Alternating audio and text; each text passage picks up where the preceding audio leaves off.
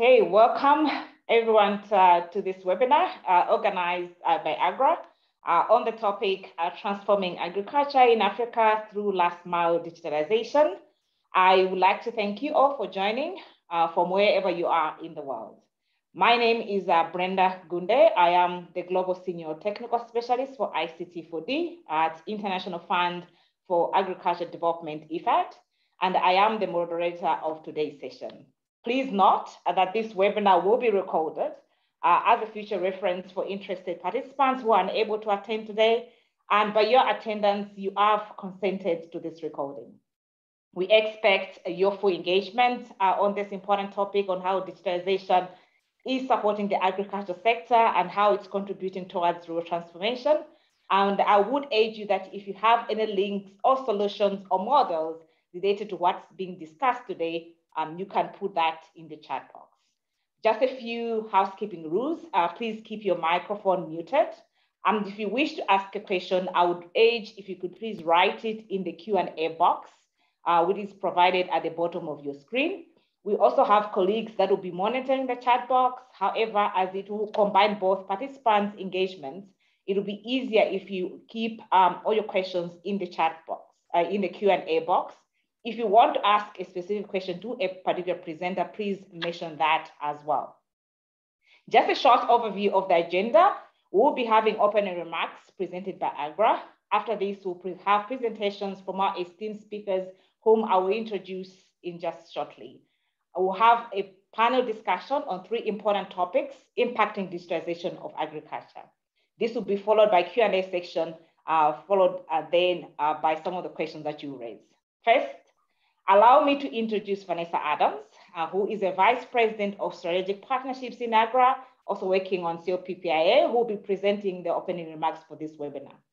On the panel, we have Kuresh Nudin, who is a Program Officer in AGRA, who will be presenting on the role of business-based advisors and how they're leveraging this model to address challenges faced by smallholder farmers. We also have Winnie Wenjiku Karanu, who is the Business Development Manager, Strategic Partnerships in Africa, Transformation Office at Microsoft, who will be presenting on AgriBots and how they are enabling last mile connectivity. And last but not least, we have Abhishek Kiratnarayan, who is the VP of Customer Success at Croppin Technology, who will be presenting on digitizing farms, agriculture, and food value chains for smallholder farmers. Before I pass the floor to Vanessa, I would like to emphasize a few things.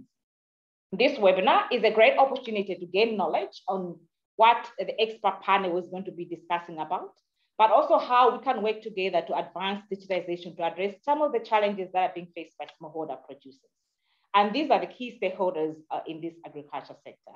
We'll also understand how smallholder farmers react to new technologies and how they have been able to adapt these technologies and some of the challenges that they have faced. This webinar is also a great example of how partners can come together both in the private and public sector to invest in remote areas and develop solutions that are supporting smallholder farmers. With that said, I'd like now to pass the floor to Vanessa for the opening remarks. Vanessa, over to you. Thank you, Brenda, for a fantastic opening. And I'm really happy to see the number and diversity of participants who have been greeting us already in the chat today. One of the things which I wanted to kick off this conversation today, remembering that we are still emerging from this COVID pandemic. Most of us are tired and worn out from being that we would be doing. But thanks to technology, COVID has actually propelled us forward and accelerated the use of digital technologies in fields such as food and agriculture. And for many of us, we participated throughout the last 2 years digitally on a global conversation about food and agriculture through the food system summits. And we were really only able to do that in the way we have, thanks to technology platforms. So what we've committed to at AGRA and really learned about over the last 3 years has been to establish our own digital ag strategy, overlaying from our experience on the first 15 years across Africa in implementation learning about, studying and understanding agricultural transformation and inclusivity. Now, I'm raising this point because yet again, we struggle to address the hunger challenges in Africa. We struggle to address the youth bulge in Africa. We struggle with climate change every day, with whether it be increasing pests, locusts, and various climate related rains or droughts. And we see digital technology as a means of partnering. And I think, Brenda, you said it right up front in the opening. Partnerships in digital technology and digital solutions are as much about the private sector innovations as they are about public sector strategies, utilization of data and analysis and digital for decision making. And that's such an important pillar for all of us, as we've supported each of our governments to be able to have new digital strategies supporting their own abilities and their own infrastructure improvements, as well as using digital to reach last mile. Throughout the past few years, we've seen digital solutions around e-vouchers, digital traceability, seed certification, digitizing subsidies, digitizing export quality verifications. We even have people today talking about crowdsourcing digital testing for aflatoxin reduction. We are so impressed with the plethora of solutions that have come together and come forward through private sector innovation, but need the support of governments to really reach scale and to reach inclusively across all of the different change agents and actors who make an integrated food system. And so today we're so pleased to be talking about last mile reach. Anybody who's worked with AGRA knows that we're very, very focused on reaching millions of smallholder farmers and hundreds of thousands of village advisors and agri-dealers and tens of thousands, of course, of SMEs. And it is absolutely critical that small businesses, as you all know, have as much opportunity as larger businesses to use technology to be more efficient and more effective and more competitive. And these are challenges which every business around the world struggles with. So we're so pleased at AGRA to be calling for a call to action and a platform in which we would like to have 30 partners across 30 countries moving together in sync to deliver on the Sustainable Development 2030 agenda. And the Sustainable Development Goals, we think, are absolutely facilitated through digitization and technology solutions. And those include, of course, no hunger and zero poverty elimination, but then very importantly, thinking about gender equality through digital solutions, as well as partnerships. And this theme is going to keep coming up throughout the day. And so I don't want to delay any further. As you all know me, I could go on and on because I am so passionate about how we've been engaging and how we partner.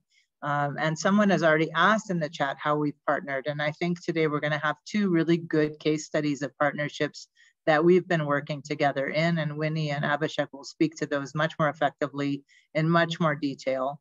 But I would like to say that we continue to be an open platform, and we look forward to seeing you all in person in Rwanda at AGRF, if not sooner. So thank you, Brenda, and back over to you. Thank you. Thank you so much, Vanessa. And I would like to reiterate your call of action. 30 partners in 30 countries to drive the SDGs through digitization. And you mentioned quite well in terms of some of the issues that also need to be addressed, which are the key enablers: inclusivity, hunger challenges, youth bulge, as well as climate challenges. These are issues that we really need to focus and come together to address and see how we can even support and enable and utilize digital technology to enable this transformation. Thank you so much, Vanessa, for those opening remarks. And we look forward to having you and also responding to some of the questions that are being asked in the chat. With that said, I would like to open our first presenter for today. As I mentioned, he's Kuresh, who is the program officer responsible for extension in AGRA. Quresh, over to you. Thank you. Let me just put it on. Thank you, Brenda. Thank you, Vanessa, for laying the ground.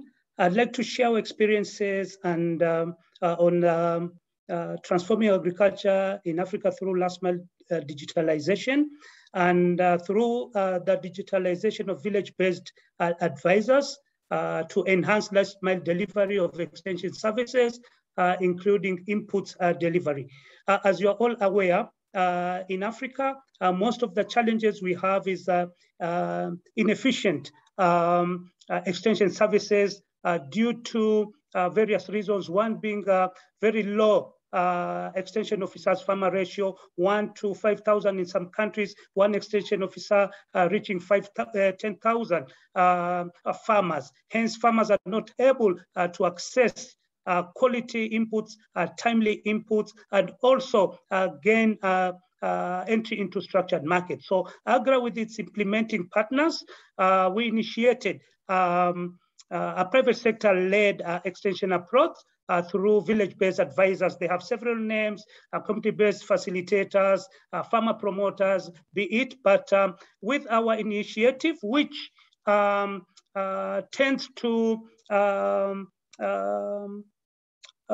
improvise or innovate on the existing community extension workers, is that what we have right now with many community extension worker projects is that they're very voluntary, depend on small donations from organizations, and once the organizations or grants are seized, then they no longer function. So in our case, with our implementing partners, the village-based advisors are employed trusted communities. They could be farmers or agripreneurs who offer last mile delivery of information. They are not paid, and they make money through the services they offer by being maybe agents of agro dealers, input companies. They do aggregation. Currently, AGRA and its implementing partners, we've trained around 35,000 VBAS in 9 countries, reaching around 11 million farmers.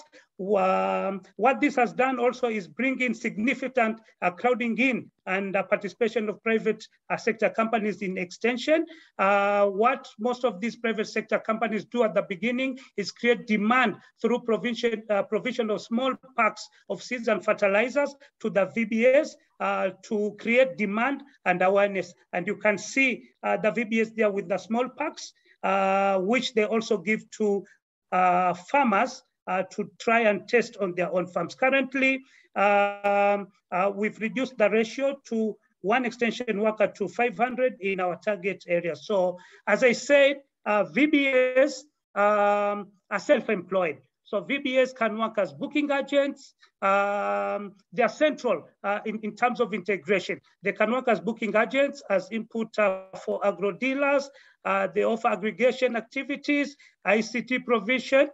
But one challenge that we have is currently most of these VBAs are not digitalized. So they do lots of paperwork. For example, one VBA works closely with around 200 to 250 farmers, recording manually on books. So you can imagine how cumbersome it becomes if this VBA is to aggregate demand, send it to an input company, or send it to an agro dealer for supply. So one of the initiatives we've done is to digitalize VBAs. And as Brenda mentioned, we have Winnie from Microsoft and Abhishek from Croppin, who will go into more details. These are some of the partnerships that we've created. But we've realized that with digitalization, VBAs access up-to-date localized extension content. And this is one of the challenges that most of the content we have is very generic. But with digitalization, it's easy to localize it. For example, right now, and Winnie can share that, in Kiambu, we've gone up to at the ward level, which is the next level to the village, with very specific seed varieties, blended fertilizers, which farmers now can pick and try on their farms. We also use a lot of these animated videos. VBAs enhance their linkages with diverse value chain actors, because for VBAs to be sustainable, the more private sector or service providers we have on board, the better. So if they are manually and not linked, it becomes a challenge. But with digitalization now, they are able to cut across and link to many of these service providers. VBAs have more interactions with farmers, especially with COVID-19 restrictions. And even without COVID, one VBA will go around the whole day or 2 days announcing for a meeting. But now, through a simple SMS, they can just send one message and it reaches the 250 farmers. As I said, digitized records enhance ease of doing business. As I said earlier, most of them rely on paperwork and becomes a burden.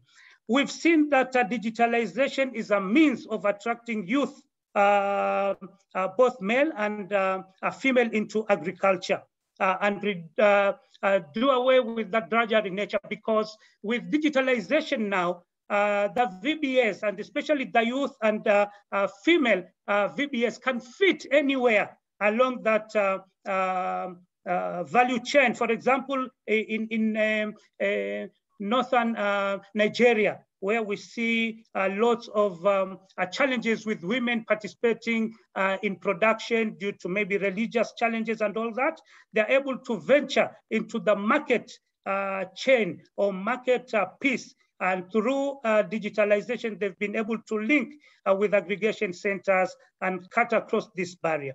And then digitalization reinforces information shared in face-to-face meetings. One of the key cornerstones of the VBA approach is face-to-face training, practical trainings. But VBAs require reinforcement in terms of going back to what they've been trained. So we see like the issue of videos coming in, radio programs reinforces that. So as we move forward, our target for this year is around 15,000 VBAs digitized by December, 2022. Presently, we have 7,500. With the Croppin, we are targeting 10,600 VBAs. When we'll talk about our targets right now, but it's close to 2,000 with other digitization platforms like Farmerline in Ghana, we are talking about 15,000. But at the high level, for us, in terms of digitalization, does it improve VBA performance in input sales? Because VBAs are already doing these sales. Will it improve this? Does digitalization enhance collaboration among ecosystem partners? Does it increase the latitude of VBAs to engage with these other service providers?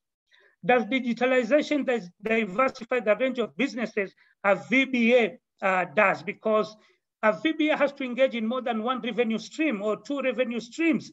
Because if it's just input, the VBA maybe sells only for 2 months. What happens in the rest of these 8 months? So do these linkages through digitalization ensure at least 8 months, 9 months of partnership with other service providers? Does digitalization enable female VBAs to reach and serve more farmers? We know of these gender barriers. In some communities, women cannot talk directly to men, or household chores. Time is a big challenge. So can digitalization support this? And we are doing some work now with 60 decibels to look at the archetypes and business pathways where men and women, female and youth can engage. And what does it take to scale in multiple countries, multiple value chains with huge numbers of VBAs? Because most of the time it's like one country, one value chain, maybe 1,000 VBAs. But for example, with Croppin now, we are talking of 6 countries, 10,626 VBAs, 2.8 million farmers across 6 value chains. What does it take? What policy, environment, legislation, regulations that require? Thank you very much. I'm looking forward to learning more from the team here. Thank you. Thank you. Thank you so much, Kiresh, for that great presentation. And you know, the passion that you have shown in terms of not only just the model, but in terms of how digitalization has helped the model to ensure sustainability, that's something recommended. I want to raise some kind of attention to some of the questions you're raising, and I hope that Winnie and both Abhishek can be able to support us to respond to some of these questions you're raising in terms of how we can create linkages to other service providers, reinforcement of learning, utilizing the local context and content, ensuring that whatever information is being provided to these smallholder farmers is actually fit for use and fit for purpose. And then the last part we're talking about in terms of inclusivity and scale. These are some of the issues and challenges that we always raise when we're looking at digital technologies and how they impact smallholder farmers. So great job, Krish, for that presentation. So let me pass quickly the floor to Winnie, if you can help us to answer some of the questions that Krish was raising and tell us what AgriBot is all about. Over to you, Winnie.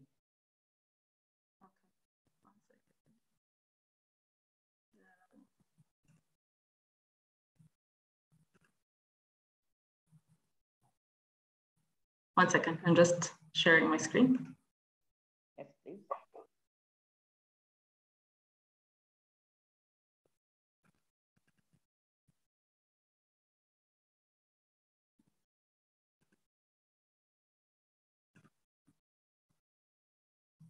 Can you see it now?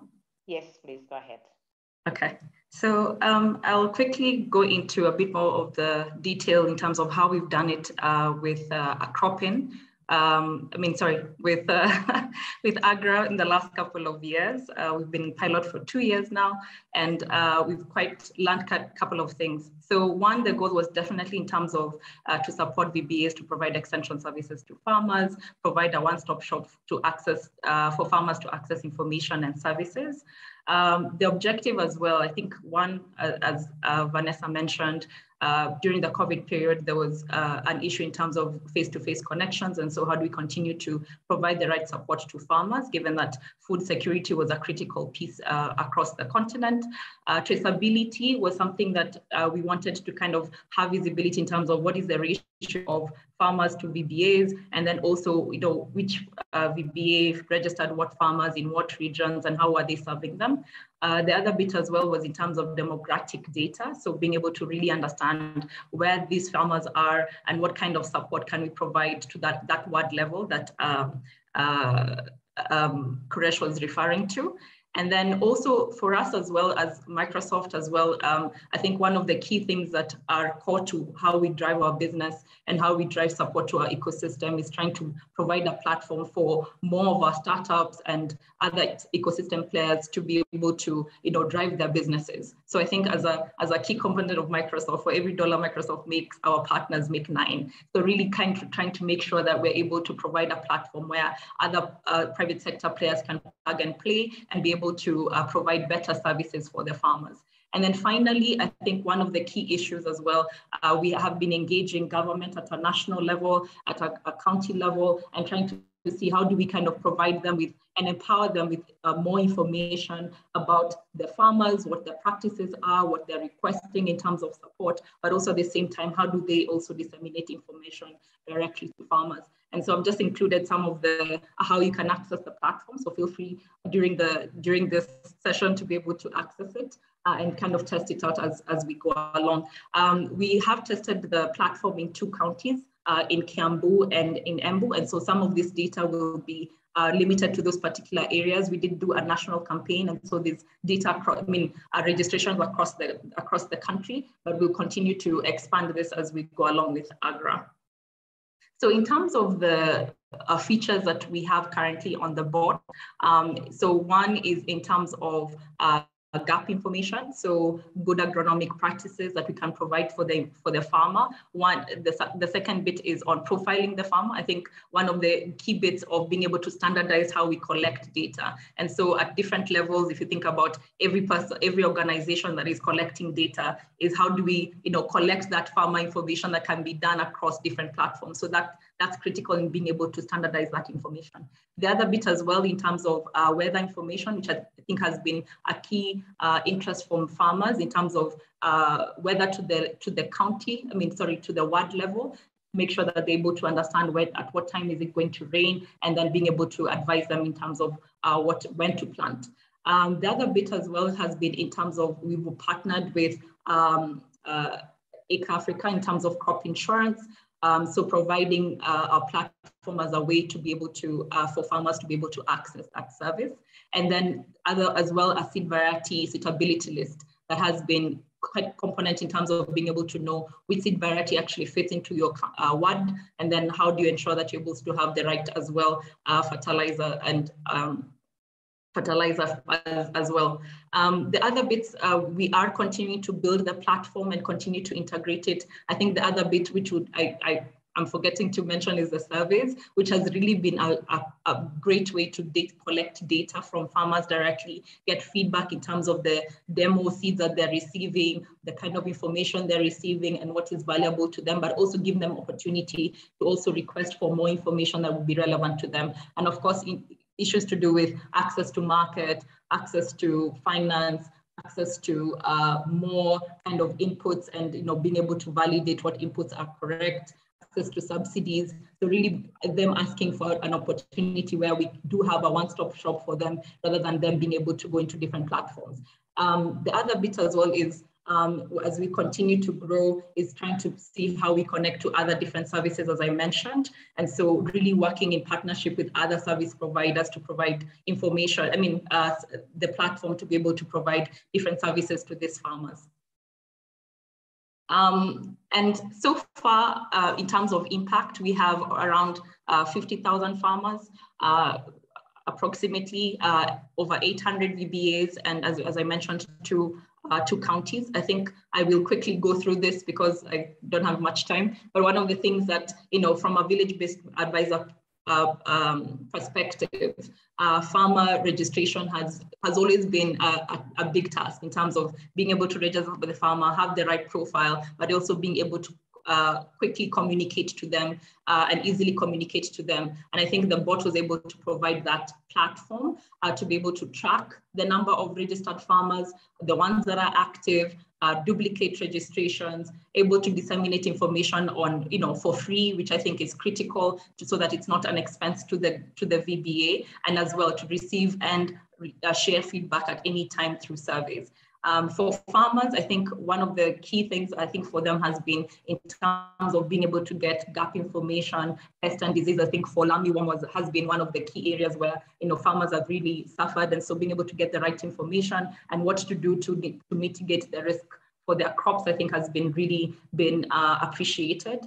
Weather forecast and insurance services, as I just mentioned, and as well incentivized surveys. So incentivized surveys were surveys that we kind of carried out where we incentivize the farmer by, providing an incentive of either credit or any kind of, access to training so that they're able to, quickly provide the information. And so that has been quite an effective way of collecting data and us being able to really understand what the farmer needs.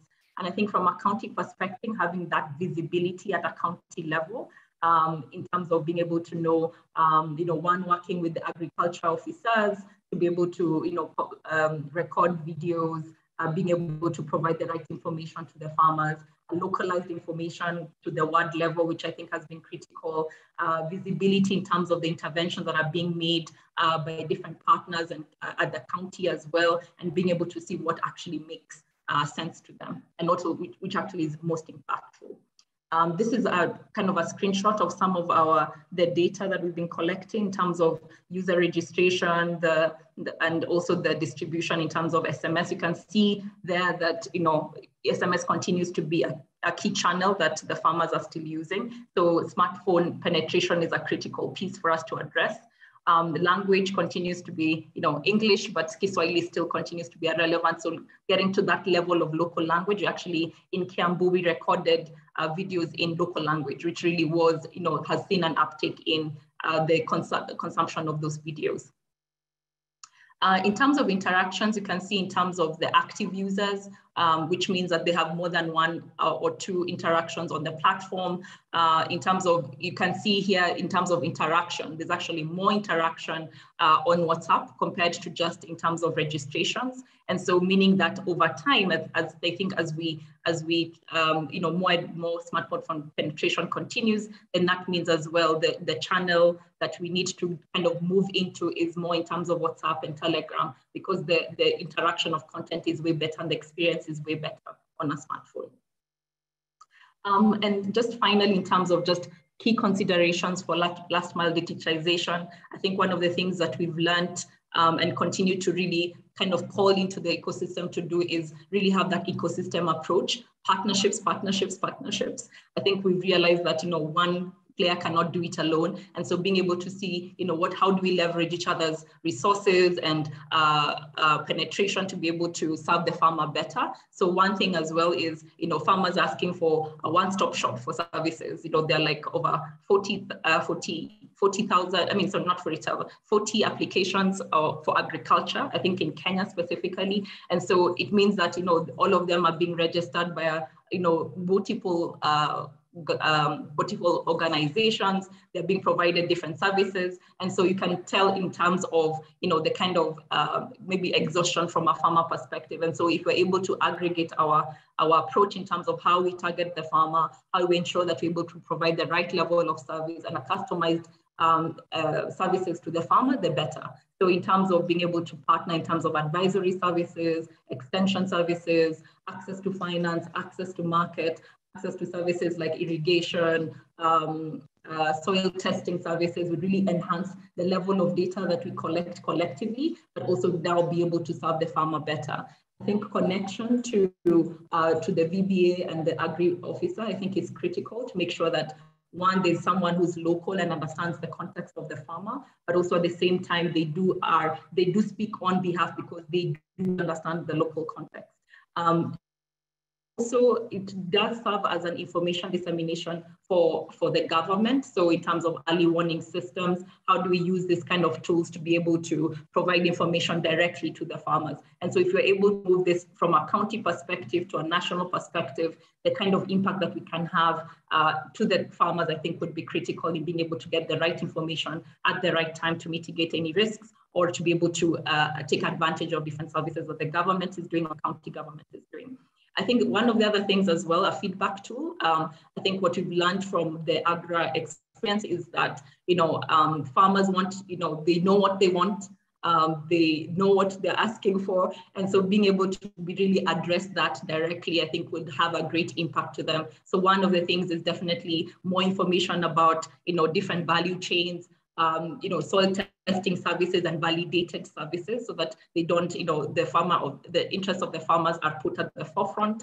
Dynamic content, which, in terms of being able to ensure that, from videos to audios to, infographics, so really being able to use different kinds of ways to communicate to the farmer, I think would be, it makes it more attractive.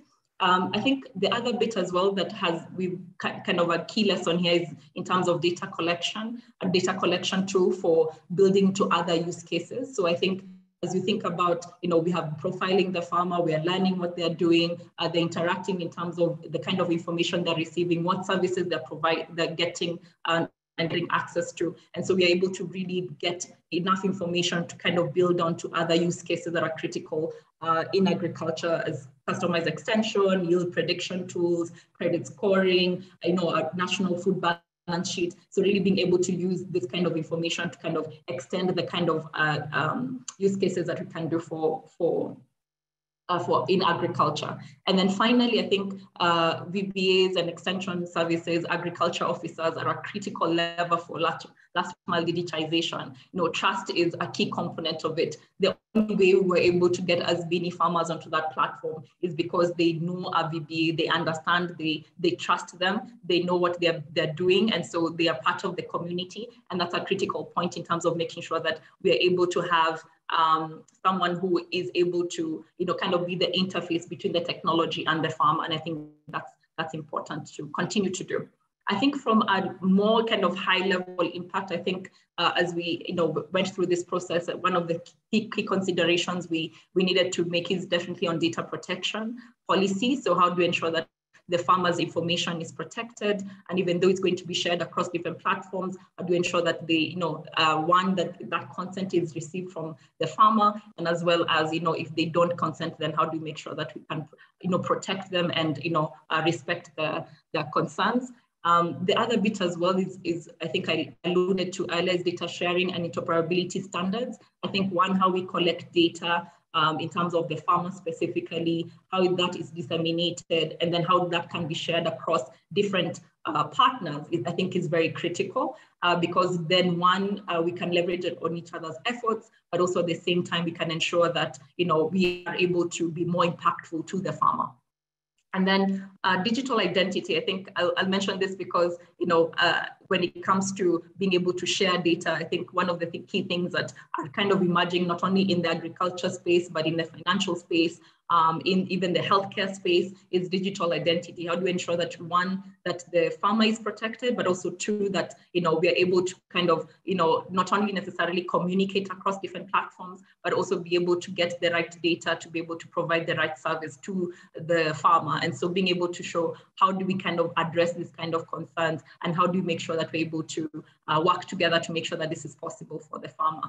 And then finally, last mile connectivity. I think one, I mentioned the smartphone bit, the penetration will help in terms of how they interact with the platform at the end of it, because the USSD is, in as much as it's effective, it's very tedious. And so how do we ensure that we can give the right access to a smartphone or a computer that the farmer can really enjoy the experience of being able to interact with the level of content, but also at the same time, in terms of internet penetration. Currently in Embu, we're about to pilot something with the Airborne team. So the Airborne team is another section of Microsoft that focuses on connectivity, last mile connectivity. And so how do we work with them to ensure that we're able to address some of these connectivity issues in the rural areas? And so making sure that we're able to work together with AGRA, the county, and Microsoft to be able to address those issues.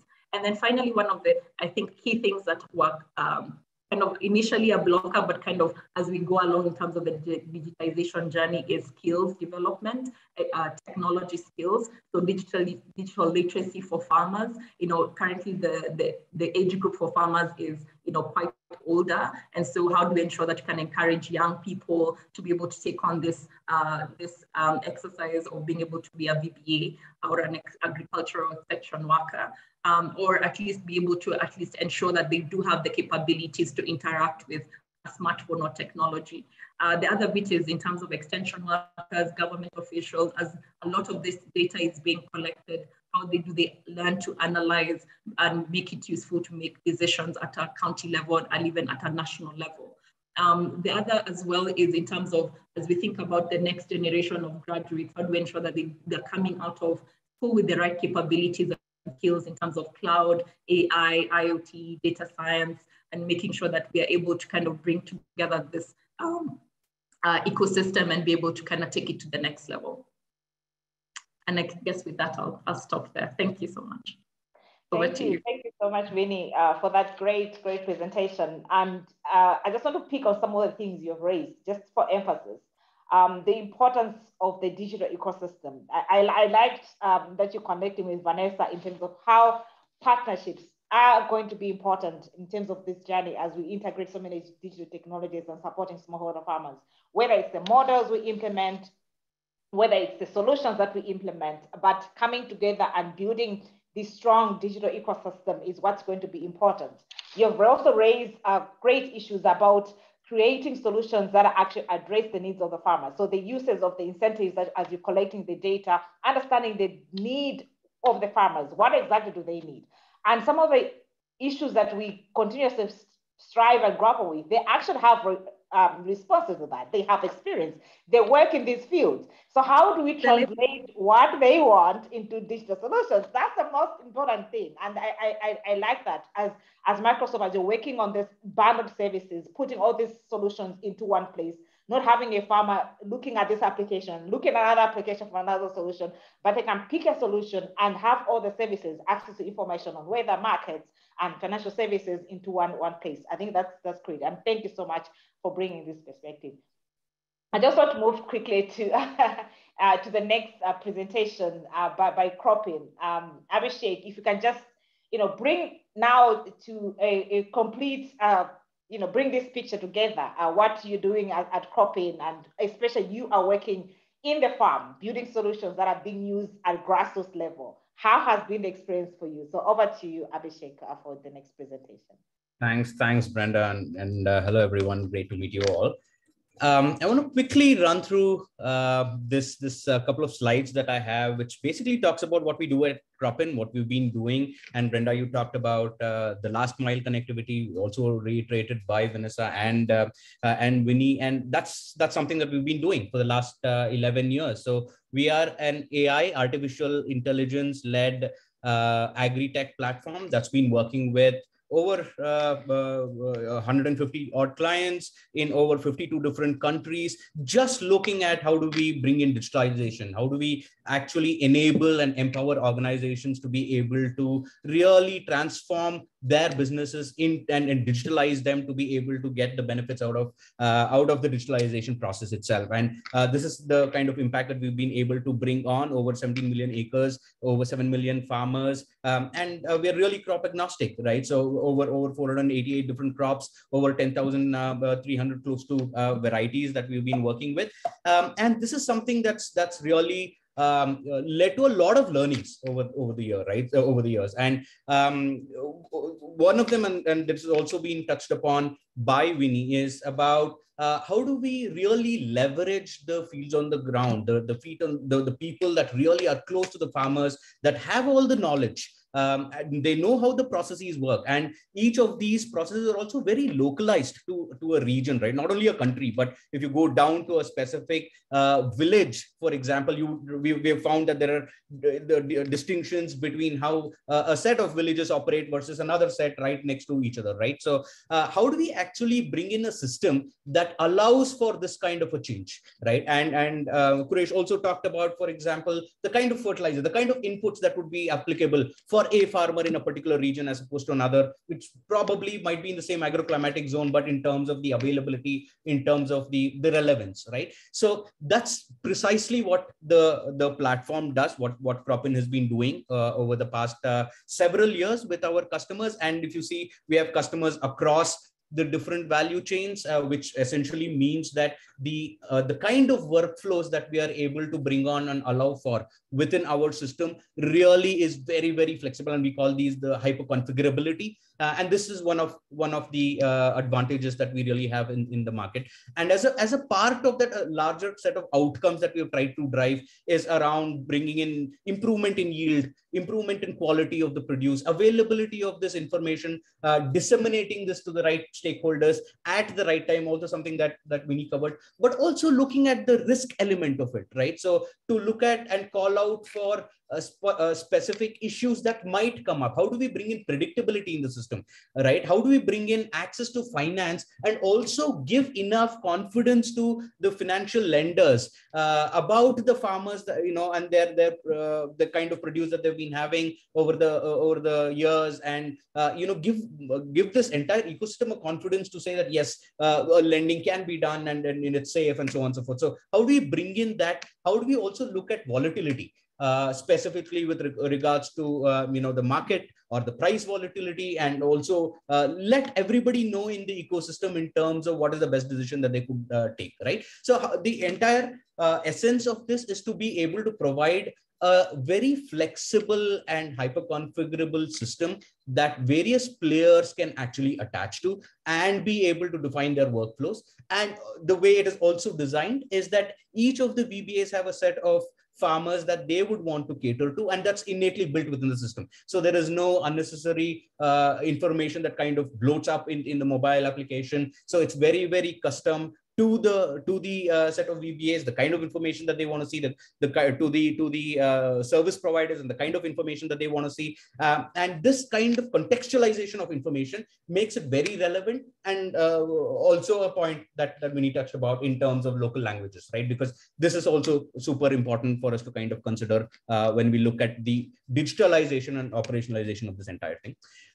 So in terms of solving for these complex problems, we have two data platforms, basically. One, what we call as Smart Farm, which is a SaaS-based platform that allows for this kind of configurability and the ability for everybody to define their workflows in a way, and also to be able to manage this information coming in, deriving insights out of that, and being able to also disseminate information, out to relevant stakeholders from that. So also as a communication platform. And there are various ways in which the end mile connectivity can be achieved, right? So one, of course, is through SMS. And the way the platform would work is you could just go program it. Let's say a government organization comes in, or a university comes in with a specific program on hunger, or with a specific program on, let's say, climate smart agriculture. And there are specific initiatives that get called out. These could be programmed within the system, and the system would then do the hard work of actually looking at which are the farmers that would become relevant for these programs,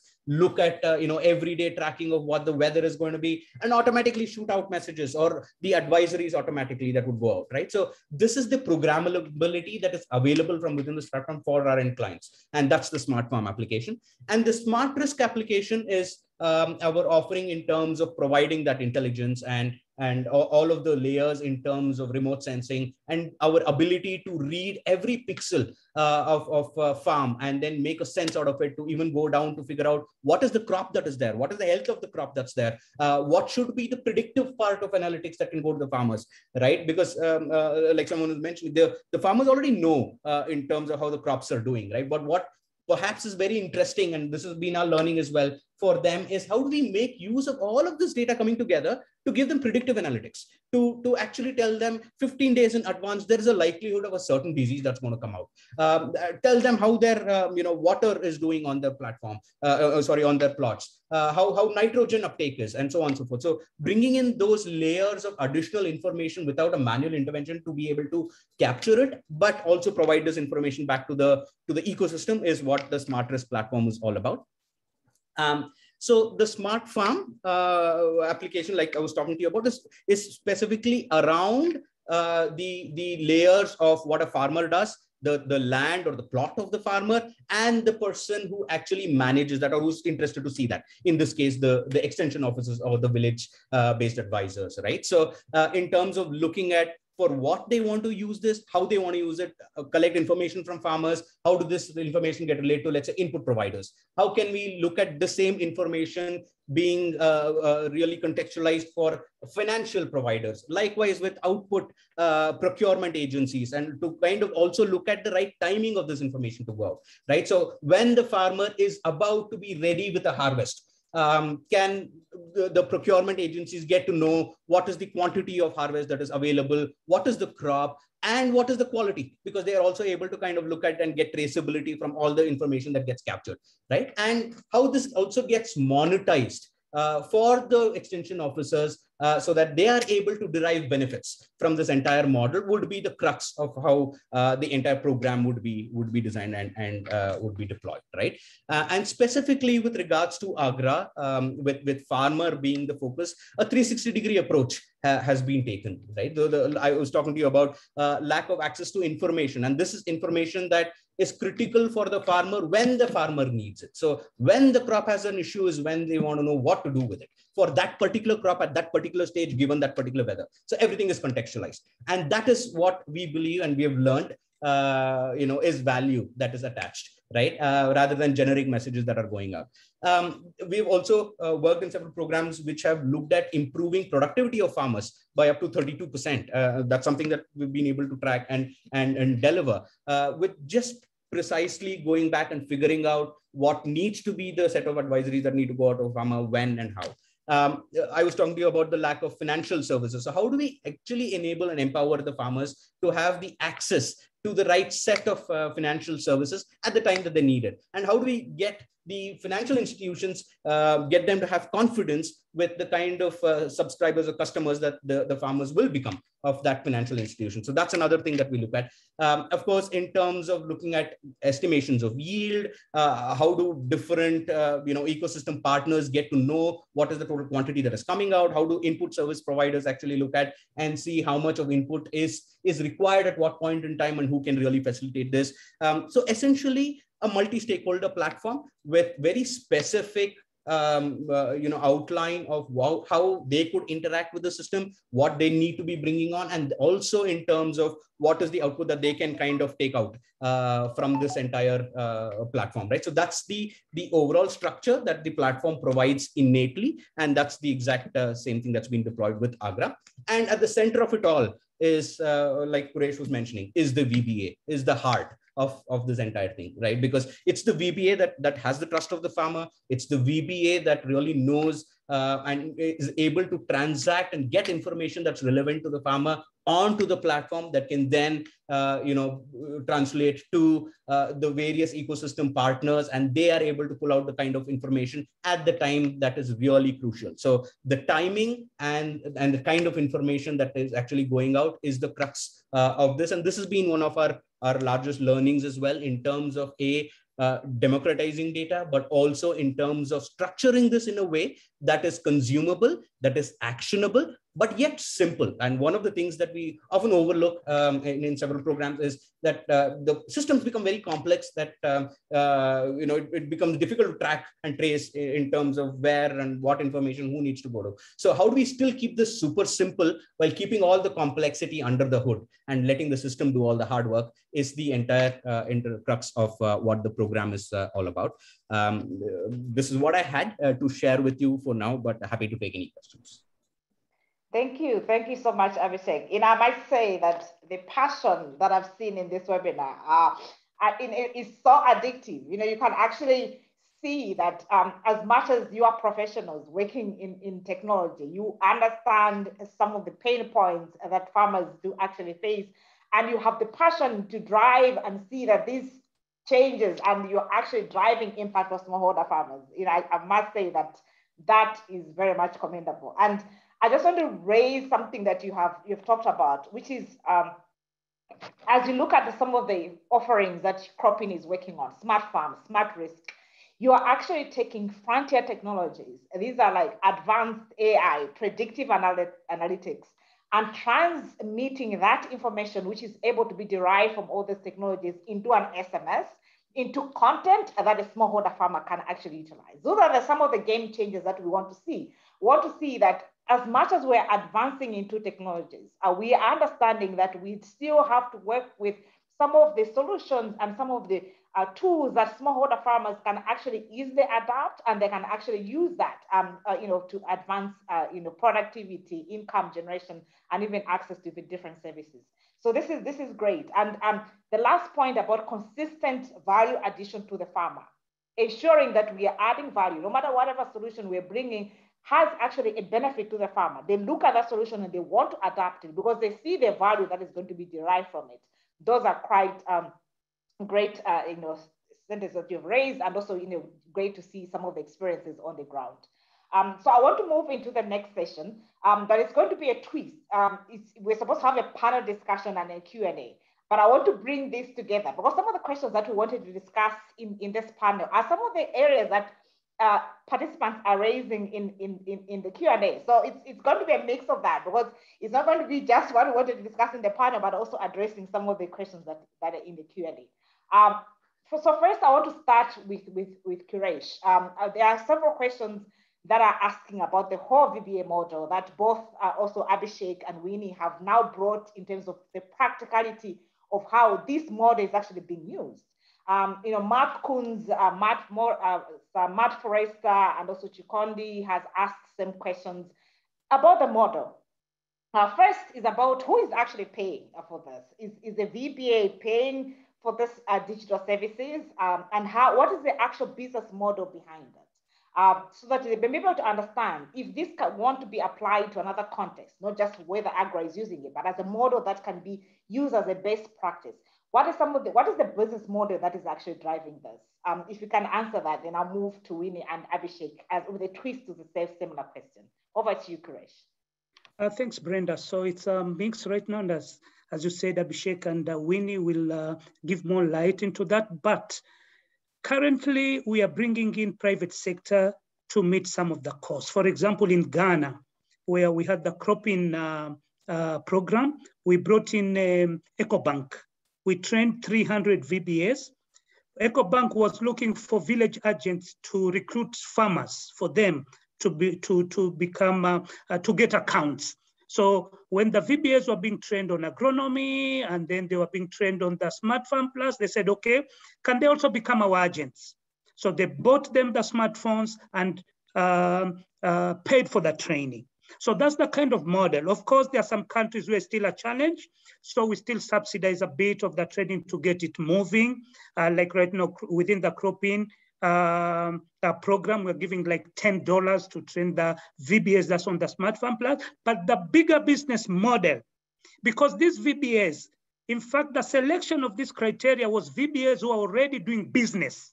So the digitalization is just enhancing the efficiency of doing that business. So if they're dealing with 2 agro dealers, can they deal with 10 agro dealers and earn more income or commission? So they pay for these services of getting into the platform. So that's the long-term plan of having private sector. And in fact, in some countries, even the government now is chipping in. We know a bit in GESIP in Ghana. We know Burkina Faso now, in fact, at cabinet level, has taken off with the VBA model and hopefully with digitalization. But strongly, it's private sector through the commissions or the sales that this VBA does. So for example, I shared about tractor bookings. Let's say we have some program with Hello Tractor. So when the VBA does the booking for the tractor, automatically it's paid to the VBA through Hello Tractor. So that's the kind of thinking where it's new. As Vanessa said, our strategy is just like 2019, but that's the kind of thinking. But Winnie, Abhishek can add more to that. Thanks, Quresh. As Winnie comes in, I wanted to tackle the issue about sustainability. I see a question also from Chikondi regarding inclusivity. That how is this model, not just the model, but in terms of if you're looking at these solutions, how has Microsoft ensured that inclusivity, sustainability, and is being driven as we look at all this adoption of all these technologies, and what some of the key lessons that you have learned along the way on that? Over to you, Winnie. Thank you. I think in terms of gender inclusivity, I think it's something we track actually to make sure we're able to have as much as possible in terms of gender balance or gender equity.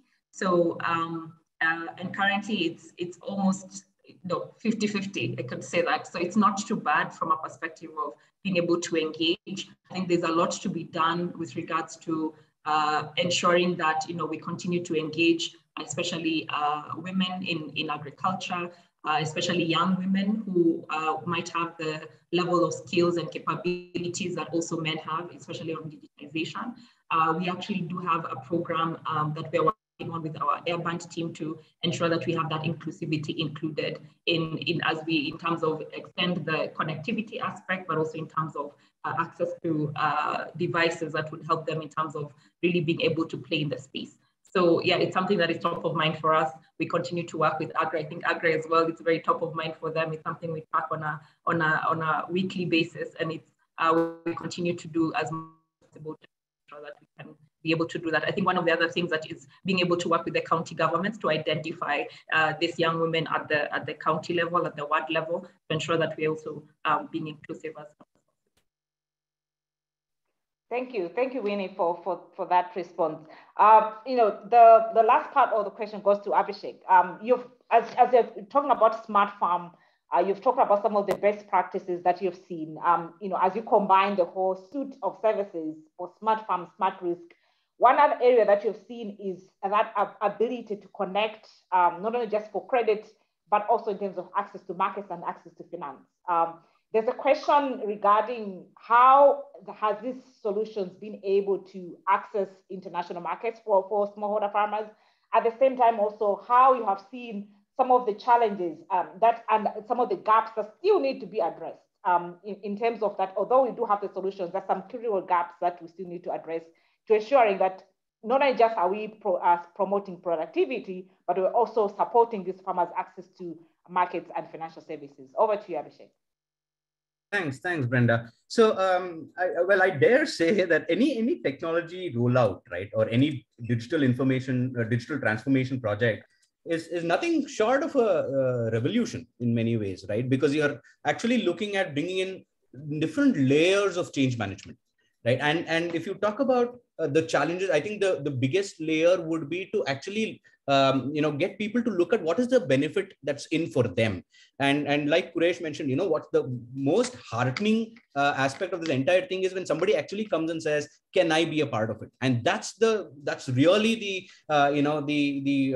proof of the pudding, if you will, when there is interest that is coming in from the other direction, because then we know that the stakeholders are seeing some kind of an economic benefit that's going to come from participating in a program like this, right? And technology is only a means to an end. It needs to be simple enough to be able to address that, right? And in terms of, let's say, market linkages, one of the biggest concerns that we have seen is to look at, the predictability, right? Because especially these large private enterprises or these procurement agencies, when they look at actually going and buying from smallholder farmers, they need a certain volume, and they need predictability in the availability of that volume. And third is about quality, right? Yeah. So because especially, and this was magnified even during the COVID era, where people actually could not have the luxury of actually going and checking for themselves in terms of how the producers, and it had to kind of do all kinds of trips around the world with certain statements and trust that's being built, right? And